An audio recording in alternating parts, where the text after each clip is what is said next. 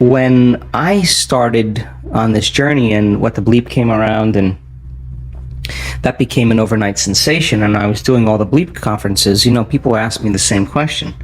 And I pay attention to questions because that's what's the real dialogue.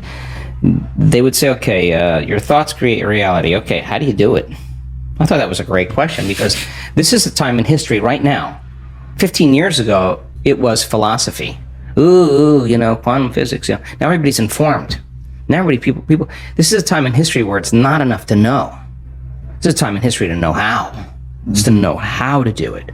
And if you give them that sound scientific information, I now know that if I can speak it in a way that nothing is left to conjecture, nothing is left to superstition, nothing is left to dogma. They know exactly what they're doing and why.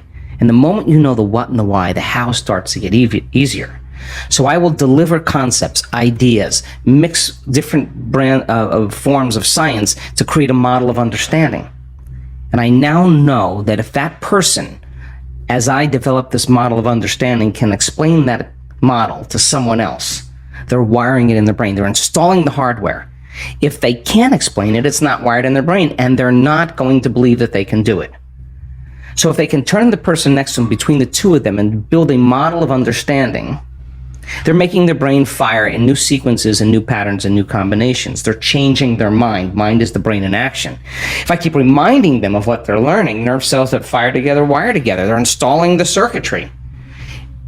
Now, the next step is to provide the environment and give them the proper instruction to get their behaviors to match their intentions, to get their actions equal to their thoughts, to get their mind and body working together. If they do, they're going to run into a new experience. Now, the crazy thing about the experience is learning is making new synaptic connections. That's what learning is.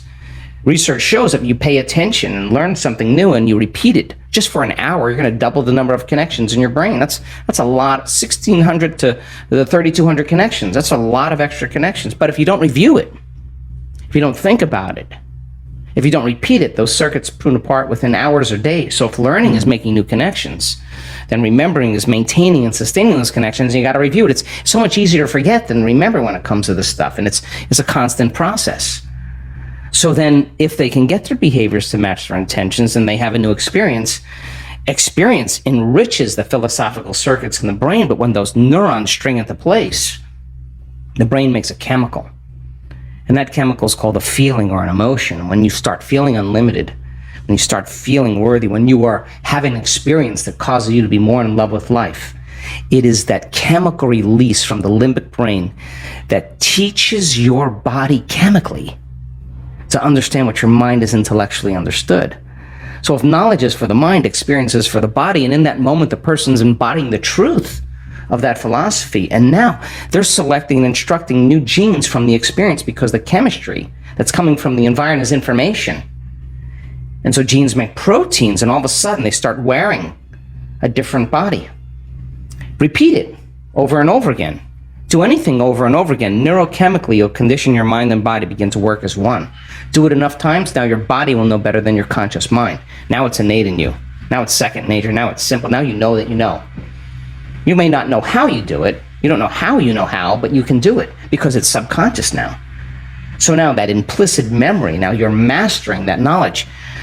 You're mastering the philosophy. You're becoming the knowledge. You're embodying it so much so that it's automatic, it's effortless, it's easy. So when we started looking at people's ability to regulate their brainwaves, we just published a paper, it just got released yesterday.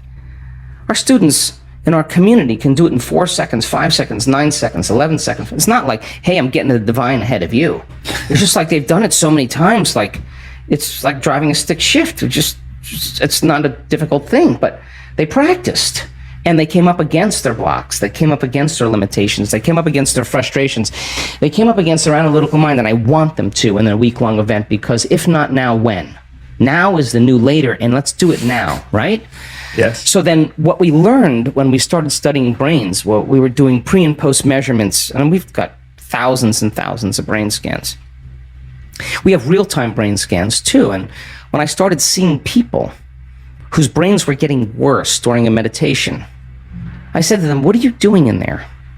And 100% of the time, They were analyzing their life or themselves within some disturbing emotion.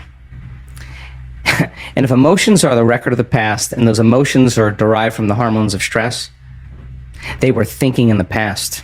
And I learned right in that moment that if I got the person past the emotion, cross the river of change with me, forget about the emotion, just keep overcoming it. Forget about the past. Dragging people out of their past is the work. And so when we started studying those brains and we started seeing changes, pre and post measurements, I realized the change wasn't just in their mind. It was actually in their brain. And that we were measuring different compartments of the brain. And when we're living in stress and we're living in survival, when the brain is aroused into those high beta brainwave patterns and we're out of balance and we're trying to predict and control everything in our life, and we're shifting our attention from one person to another problem, to another thing, to another condition. Every person, every object, everything, every place has a neurological network in your brain. So as the person was aroused by the hormones of stress like a lightning storm in the clouds, their brain was firing very incoherently. Different compartments were out of sync with other compartments of the brain. And if your brain is incoherent, you're incoherent. And if your brain isn't working right, you're not working right. So if it requires a clear intention and elevated emotion to begin to change reality, and you have an incoherent brain, what kind of signal are you sending out into the field? Pretty static. In fact, better way to say it is you have no Wi-Fi signal. You're separate. And the hormones of stress create separation. And when you're sitting in a staff meeting and you're looking at that person and you just want to punch him in the head, or you want to throttle him in some reason, or you're angry in traffic and you're turning on those hormones, you're stepping on the gas. But at the same time, you can't fight, you can't run, you can't hide, you're stepping on the brake. You step on the gas and the brake at the same time, your heart starts beating incoherently and energy leaves the brain and heart. We've seen this so many times. So then, if the thought is the electrical charge in the quantum field, and the feeling is the magnetic charge, and how you think and how you feel creates your state of being, then we got to get energy right into this center right here. Because if you're going to believe in that future that you're imagining with all of your heart, it better be open and activated. And we got to teach people how to create heart coherence. And we have beautiful imagery to show that when a person's heart is coherent, like taking a big sheet and just flushing it, just whipping it like that wave that's created, the heart begins to send profound waves of energy into the brain, and the brain goes into a creative state. So the heart is the creative center. And our heart begins to drive our brain into more alpha patterns, more creative patterns. At the same time, when the heart gets coherent, it's producing an ambient magnetic field up to 3 meters wide. Now you're more wave, less particle, more energy, less matter. You're emitting a coherent signature. Now that energy is frequency. And that frequency carries information. So when energy begins to activate the heart and you're giving thanks for the event before it's happened, your body's so objective, it's believing that it's happening to you, because what is the emotional signature of gratitude? When you get something favorable, you receive something favorable, something just happened to you that you like, something's happening to you, you say, thank you. The feeling of gratitude, the emotional signature, means it's happening to you, it's already happened. So it is the ultimate state of receivership. So teach a person how to give thanks before it happens, open their heart, and their heart's like a pounding of a drum or dropping a pebble in water, is producing this field. It's that energy, that creative energy, can carry the thought of their health. It can ride, that intention can ride on the wave. That could be wealth, new relationship, suffering. And the energy does not carry the thought of health.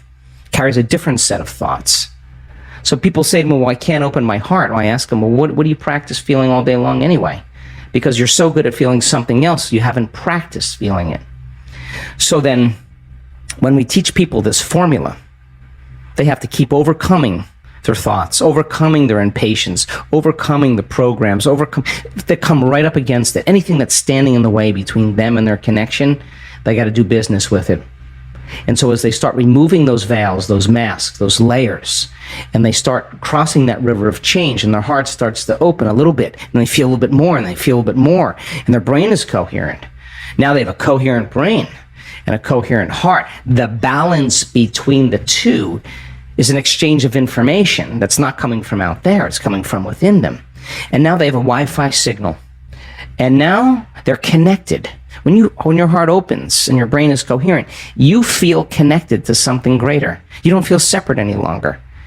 So then, can you then get so good at it that no person, no condition, no experience in your life is going to move you from it? That's the name of the game.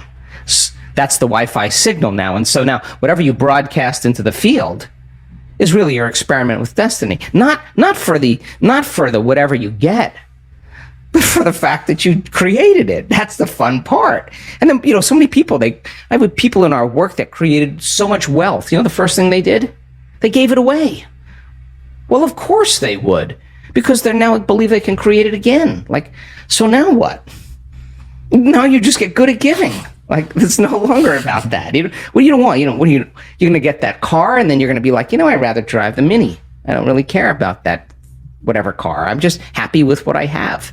So when you're at that point where you're so whole that you don't care what people think about you, when you're so happy with yourself that you're free, you don't care what you look like, you're just happy with you, man, that's freedom for people. That's so much freedom. So it brings me great joy to witness transformation. And that formula then, I always tell people, don't work on your healing.